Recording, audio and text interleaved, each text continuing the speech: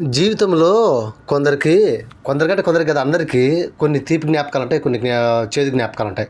నా జ్ఞాపకాల్లో 2019 నాకు తీపి జ్ఞాపకం అనమాట. అంటే మొట్టమొదట నేను పని నేర్చుకునేటప్పుడు ఈ స్విమ్మింగ్ పూల్లో నేను వర్క్ చేసిన అనమాట. ఇదే ఈ స్విమ్మింగ్ పూల్ అనమాట.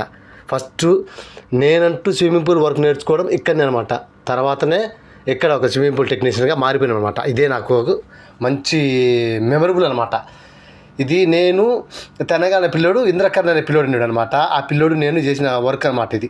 అంటే ఆ పిల్లోడు నా పక్కనే ఉండేది, వచ్చేది నాతో పాడి నాకు సాయం చేస్తా. ఆ పిల్లోడు చాలా అంటే చాలా సాయం చేసి నాకు ఇది చాలా గుర్తుగా. అంటే నాకు ఈ వీడియో ఇప్పుడు దాకా నాకు దొరకలే, ఇప్పుడు దొరికింది కాబట్టి ఈరోజు యూట్యూబ్లో అప్లోడ్ చేసి మీతో నా జ్ఞాపకాలు పంచుకుంటాను అబ్బా. ఎట్టంటే భలే ఉండింది అన్నమాట. ఇంద్రలోకం ఎట్టుంటుందో అట్టుండింది అనమాట. ఇదంతా మొత్తము ఈ సామాను మొత్తం చైనా నుంచి తెప్పించాను అనమాట.